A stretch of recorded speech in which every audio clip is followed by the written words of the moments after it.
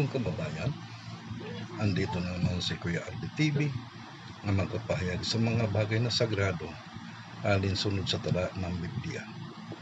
Bago ko magpapatuloy, minamahal kong kababayan, binabati ko muna ang lahat na nag-share, nag-like at nag-comment, higit sa lahat ang nag-subscribe. Minamahal kong kababayan, naway ang basbas po pala ng Diyos ay sumasa inyo, lalong sa mga kababayan ko na sumasama sa aking pag-aaral ngayon sa araw nito sa mga bagay na sagrado alinsunod sa tala ng Biblia.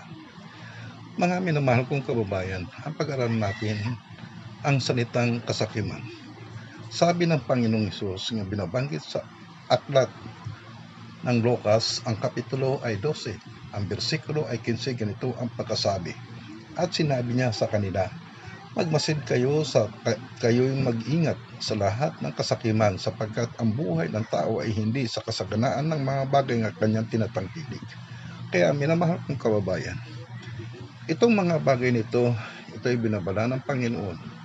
Kaya ang bawat isa sa atin ay mag-ingat dahil hindi sa kasaganaan sa pambuhay nga yung tinatangkilik, kundi batay sa sinabi ng Biblia, ang kalooban ng Panginoon ay siyang maghari sa buhay nito upang ang tao makakaroon ng pag-asa sa salitang kaligtasan. Minamahal kong kababayan, kaya ngayon sa araw nito, dalhin ko kayo sa maiksing kwento na nangyari, mga minamahal kong kababayan, sa totoong buhay. Ang personahe nito nga ating babanggitin, ang isa ay si Dani, ang isa ay si Pedro. Itong dalawa minamahal kong kababayan ay ito'y magsasaka. Si Pedro, itong taong ito ay mabait.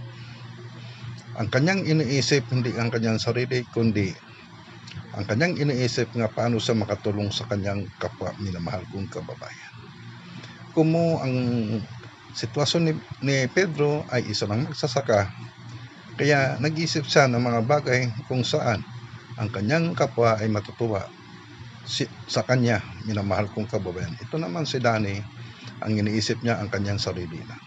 Kaya ito ang kasaysayan ng ating tutunghayan ngayon sa araw nito. Itong dalawang ito magsasaka at katapat ng ang kanilang mga lupa na isang hektarya kay Dani, isang hektarya kay Pedro. At sa panahon yan, ay nagtanim sila ng kamote.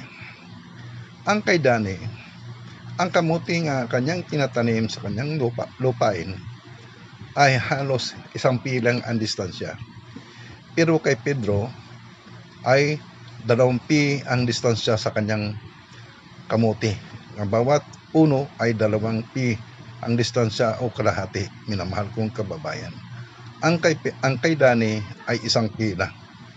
Kaya dito, nung bandang huli, noong ito'y ang kamuti ay lumago, minamahal kong kababayan, napapansin ni Dani ang kay Pedro ay lumago ang kanyang kamuti, ay ang kay Dani naman ay nakikita ng gimbansot ang kanyang kamuti. Minamahal kong kababayan, dahil sa kasapangan ni Dani, ang ginagawa niya, yung kalabaw niya, may isang araw nga nakikita niyang matinding paglago sa halaman ni Pedro sa kanyang lupain. Kaya ang ginawa ni Dani, tanghaling tapat, pinakawalan niya ang kalabaw sa kamutihan ni Dani, ni Pedro. Minamahal kong kababayan, ngayon anong nangyari? Dahil kumo kalabaw, halos parang inaararo ang kamutihan ni Pedro sa kalabaw, halos sa kalangang hektarya ang nasisira. Minamahal kong kababayan, ngayon nung pagdating ng hapon, nung bumisita si Pedro, nakita niya ang nangyari sa kanyang kamutihan. Tumutulo ang luha niya at sinabi, sino kaya ang may gawa nito sa mga pananim ni Pedro? Minamahal kong kababayan, nanalangin siya sa Panginoon, bakit nagkaganito? Ano bang mayroon? Anong pagkakasala niya? Yan ang kanyang tinatanong. Pagkatapos noon, panabayaan na ni Pedro. Minamahal kong kababayan, at ang ginawa nila, tuwan-tuwa si Dani sa nangyari sa kamutihan ni Pedro. Alam mo kung bakit? Dahil kasi ang nangyari sa kamutihan ni Pedro, halos lahat ng dahon ng kanyang kamuti ay kinakain ng kalabaw. Swerte naman nga hindi binunot ang puno ng mga kamuti. Minamahal kong kababayan, dito natutuwa si Dani sa ginagawa nga kasamaan sa kanyang hayop nga sadya talaga niyang iyan ang gagawin sa pananim ni Pedro. Pero siya tuloy-tuloy ang paglago sa kanyang kamutihan nga walang napipinsala ni isa dahil siya iniingatan, binabantayan niya araw at gabi. Paggabi kasama ang kanyang mga aso at pag-araw nandyan siya rin nakaabang minamahal kong kababayan at nga hindi mapinsala ang kamuti. Ngayon ang kanyang kalabaw. May isang araw nga nangyari nga ginawa sa kalabaw nga kinakain ang kamutihan ni Pedro. Lipas after 3 days, dumating ang malakas na bagyo, minamahal kong kababayan. Itong si Pedro halos umuwi sa kanila na nakita ang kanyang kamutihan na halos nakalbo na, minamahal kong kababayan. Tumutulo ang luha at natatanong bakit siya ginaganyan alinsunod sa kanyang kalooban. Minamahal kong kababayan, pagkatapos hindi na pinabayaan niya ang sakit nga naramdaman sa kanyang dibdib. Dahil ang style ni Pedro, minamahal kong kababayan, distansya ang kanyang kamutihan at ang kanyang ginagawa, ang lahat ng kapitbahay kanyang iniimbita nga ang sino ang patakaran ni Pedro, minamahal kong kababayan, ay kung sino ang magtanim ng kamuti sa kanyang lupa ay maghati siya at saka yung nagtatanim, minamahal kong kababayan. Yan ang patakaran ni Pedro, yan ang pamaraan ni Pedro kung paano siya makatulong sa kanyang kapwa na mga kapwa din nagkukaho sa buhay, minamahal kong kababayan. Kaya nga dito ang ginagawa, lumago at pinagpapala ng Diyos ang kanyang kamutihan, pero namang ang sama niya nangyari nga na pinasukan ng kalabaw, sinasadyang pinakaroon ng kalabaw sa gitna ng kamutihan, nga ang kamutihan halos kalahating hektarya ang sira, minamahal kong kababayan. Batay sa sinabi ko kanina, after 3 days na ginawa sa hayop ni Dani sa kamutihan ni Pedro, sadyang pinakawalan ni Dani doon sa gitna ang kalabaw sa kamutihan ni Pedro. Sadyang gusto niya sisirain talaga ang pananim ni Pedro dahil sa sobrang niyang inggit, dahil ang kamutihan ni Pedro lumalago ang dahon, tumataba kaysa kanya bansot ang kanyang pananim, minamahal kong kababayan. Kaya dumating after 3 days ang isang malakas na bagyo. Alam mo, minamahal kong kababayan, ang nangyari, itong kalabaw ni Dani ay nakatali sa may niyog na mataas. Nakalimutan niya ang kanyang hayop pagkuha. Hindi mo sukat akalain, minamahal kong kababayan, nga ang niyog kung saan nakatali ang kalabaw, binuwal ng malakas na hangin. At ang pinakamasama, minamahal kong kababayan, ay naipit ang kalabaw. Doon pa sa katawan ng kalabaw bumagsak ang malaking niyog kung saan tinali ang kalabaw. At dito namatay ang kalabaw dahil naipit, minamahal kong kababayan. At ang pinakamasama pa, minamahal kong kababayan, dahil sa lakas ng hangin, ang kamutihan ni Dani halos parang binubunot sa hangin, minamahal kong kababayan. Alam mo kung bakit? Dahil hindi malago ang mga dahon sa kanyang kamutihan, pero kay Pedro ay kalbo, minamahal kong kababayan, kaya hindi natikto sa hangin dahil wala ng mahalos mga dahon, minamahal kong kababayan. Kaya dito sa pangyayaring ito, napaiyak si Dani. Alam mo kung bakit, minamahal kong kababayan? Dahil bukod sa parang binubunot ang kanyang kamutihan, winawas out pa ng baha ng tubig, nga matindi ang pagkasira sa kanyang pananim. Alam mo kung minamahal kong kababayan, bakit nangyari ito? Dahil sa ginagawa ni Dani sa pananim ni Pedro, sa bungan sa kanyang pagkaingit. Ngayon, ang pagkalipas ng halos 2 buwan at kalahati, minamahal kong kababayan, ang nangyari nga kalbong kamutihan ni Pedro ay nasaulian dahil lumago lalo pa ang mga dahon. At ikalawa, hindi napipinsala sa bagyo. Bakit? Dahil wala ng dahon nung dumating ang bagyo, minamahal kong kababayan. Puro na lang mga puno, puro na lang baging ang natira, kaya hindi napipinsala sa hangin. At ang kay Dani naman napipinsala, minamahal kong kababayan, dahil hindi nakakalbo. Kaya sa kanyang ginagawa ni Dani, ang sukli nga natanggap niya sa kanyang kasamang ginagawa at inggit ay kasamaan nga nung dumating na ang 2 buwan, halos ang naani ni Dani, sa isang ektaryang kamuti, alam mo kung anong mga kababayan, isang sako lang ang naani niya at ang puro po mamaliliit ang bunga. Bakit? Dahil halos dikit-dikit ang pagtatanim niya ng kamuti. At dito sa kay Pedro naman, yung lahat ng nagtanim ng mga kapitbahay niya, pinaani niya at nakikita bawat puno, minamahal kong kababayan, halos ang mga bunga doon dito, ang laman nito sa kada puno halos aabot ng kalahating sako bawat puno, minamahal kong kababayan. Ito isipin mo kung ano ang hiwaga sa buhay, minamahal kong kababayan, nga bukod sa pinakain pa, inapakapakan pa ng kalabaw ang kanyang pananim, maniwala kami sa hindi, minamahal kong kababayan, nakaani sa ng 100 sako ng kamuti, minamahal kong kababayan. Ikumpara kay Dani, isang sako lang, minamahal kong kababayan. Tingnan mo, itong aral nga nangyari sa buhay nito, minamahal kong kababayan. Bakit nangyari na pinagpapala ang pananim ni Pedro, minamahal kong kababayan? Bakit? Dahil nakipag-share sa kanyang kapwa, minamahal kong kababayan, nga nakakaroon siya ng ani at nakakaroon din ng ani ang kanyang kapwa, ang kanyang kapitbahay, minamahal kong kababayan. At hindi lang yun, mayroon siyang distances pananim nga makakilos ang pananim, minamahal kong kababayan, dahilan kung bakit ang lalaki ng mga bunga o mga laman ng kanyang mga kamuti. Kaya dito inggit na inggit si Dani sa nangyari, minamahal kong kababayan. Biro mo 100 sako, napakagandang kamuti, hybrid na kamuti ngayon, minamahal kong kababayan, na isang di pa lang at hindi namang mga bunga, minamahal kong kababayan, ang tinakbo ng kamuting ito. Kaya sa pangyaring ito, hindi nagtapos ang mga bagay nito dahil sa boundary ng lupa ni Pedro, nagtanim siya ng saging. Ang kanyang pagtanim ng saging, minamahal kong kababayan, halos 2 pa ang distansya, minamahal kong kababayan. Si Dani naman nagtanim din ng saging, minamahal kong kababayan. Ang ginawa niyang pagtanim, minamahal kong kababayan, ay halos lang 2 pilang ang distansya, minamahal kong kababayan. Kurang ginawa niyang kural ang pagtatanim ng saging.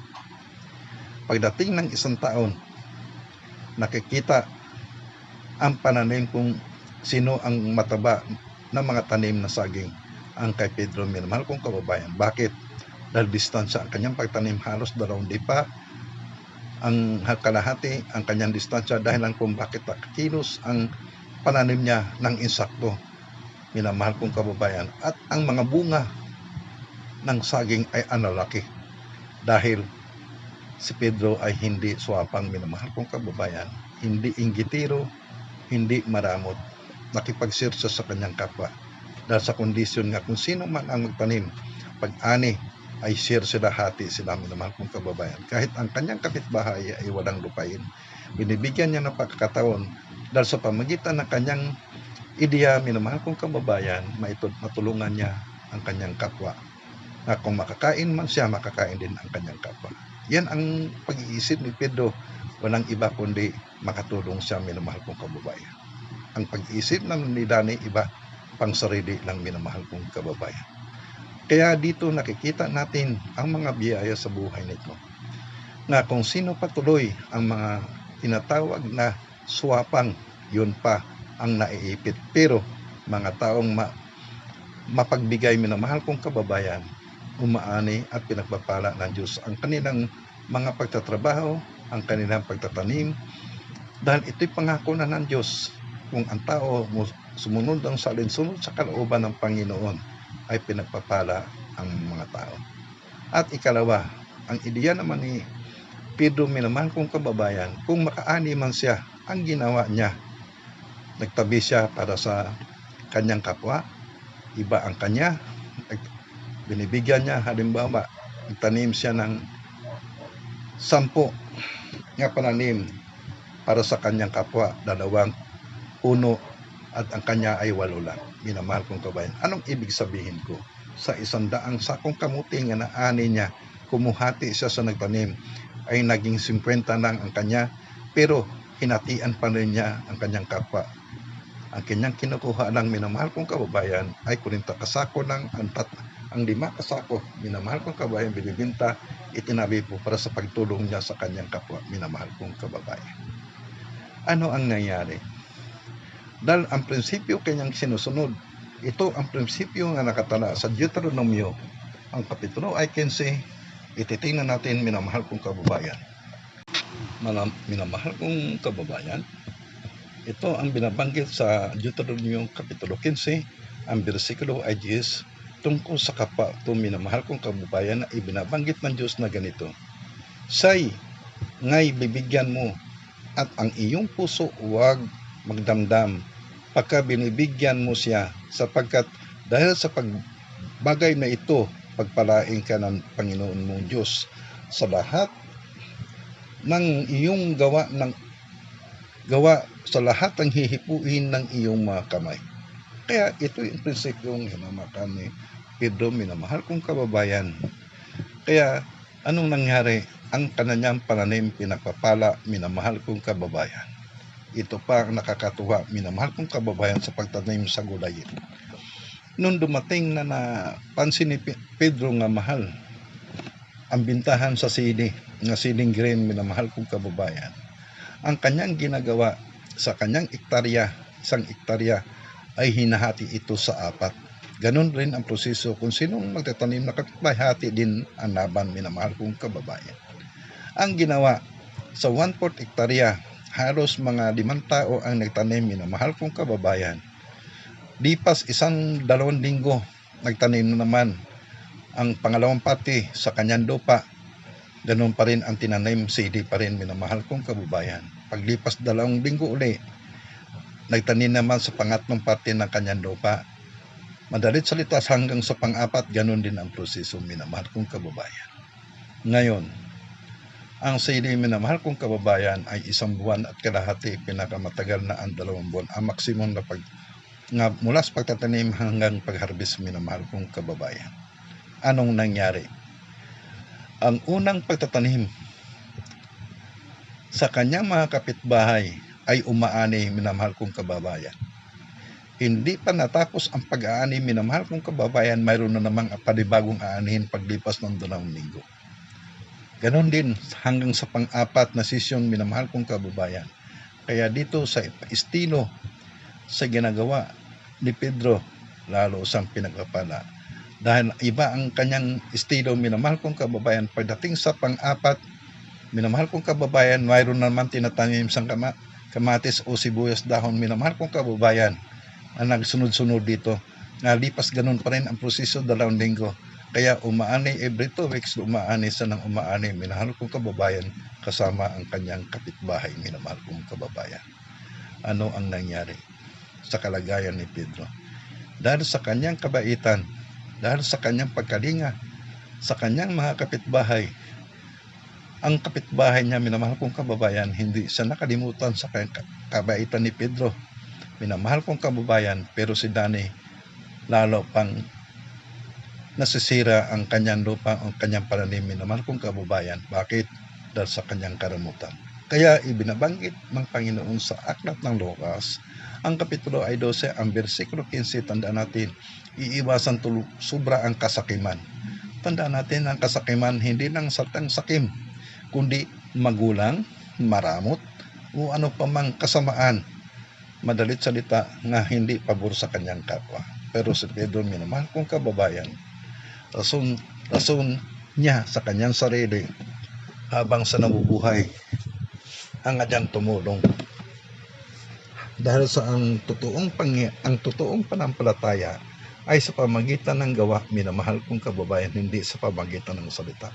Ito'y pinatunayan na ni Pedro ang mga kanyang paniniwala sa taas sa Diyos sa pamagitan ng kanyang gawa. Kaya ang kanyang kapitbahay tuwan-tuwa sa kanya nga nakakaroon sa pamagitan ng estilo o diskarte ni Pedro sa pananim.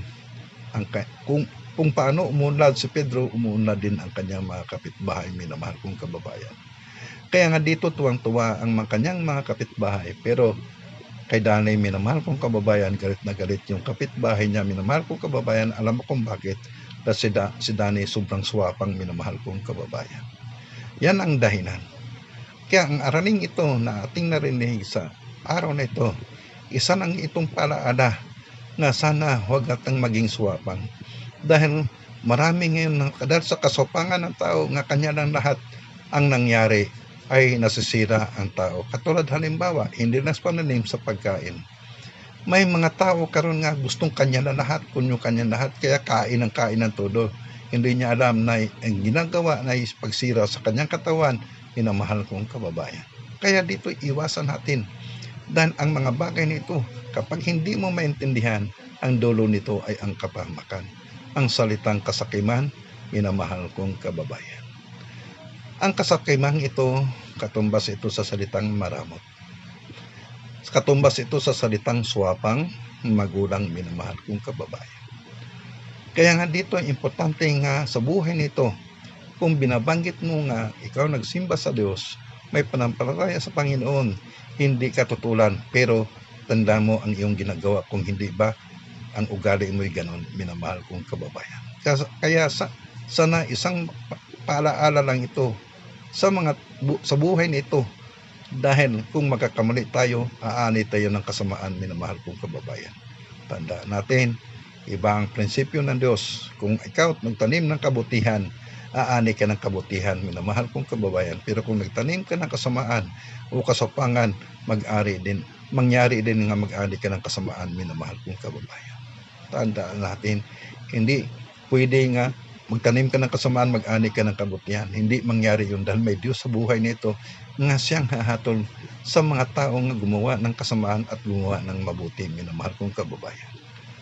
Kaya dito sa araw nito, isang bagay na para sa atin ang mga araling ito sa buhay.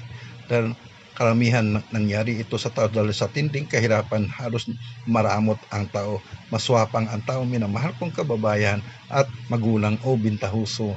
Karamihan ang mga tao dahil sa tinding hirap, minamahal kong kababayan. Hindi ganon, dahil hindi naintindihan kung ano ang kahirapan. Kaya kung bakit ganon ang pangugali nila, minamahal kong kababayan. Sana hindi tayo ganito ang ugali natin. Kung kumilala ka ng Diyos sa buhay mo, minamahal kong kababayan, be sure na ang salitang kasakiman, ang salitang karamutan, ang salitang kasopangan, at panggugulang, minamahal kong kababayan, ay mawala sa atin kung bumanggit tayo sa pangalan ng Diyos, minamahal kong kababayan, lalo kung sasabihin mo nga ikaw may panampalataya sa Kanya. Dahil kapag sinabi mo nga ikaw may panampalataya, tapos ganun ang ginagawa mo, sakim ka, aswapang ka, magulang ka sa lahat, at maramot ka, minamahal kong kababayan, tandaan mo, ininsulto mo ang Diyos sa iyong buhay. Sana huwag mangyari ito. Dahil kung ininsulto mo ang Panginoon, minamahal kong kababayan, mag-ingat ka.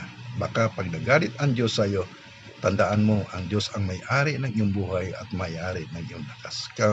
Dandahan, minamahal kong kababayan, dahil sa araling ito, mga bagay nito na ipinakilala sa atin at ipinakita sa atin sa realidad sa buhay nito, nga ang taong swapang, ang taong sakim, minamahal kong kababayan, ang dulo nito ay ang kapahamakan. Kaya sana ang mga bagay nito na inyong narinig sa pamagitan ng channel na ito, naway maging ekspresyon ito sa buhay nito nga makagawa, sana gagawa tayo ng kabutihan sa ating kapwa, minamahal kong kababayan. Naway ang pagpapala ng Diyos ay sumasa inyo, minamahal kong kababayan, at ang biyaya ng Panginoon ay sumasa inyo. Hanggang dito na lang ako.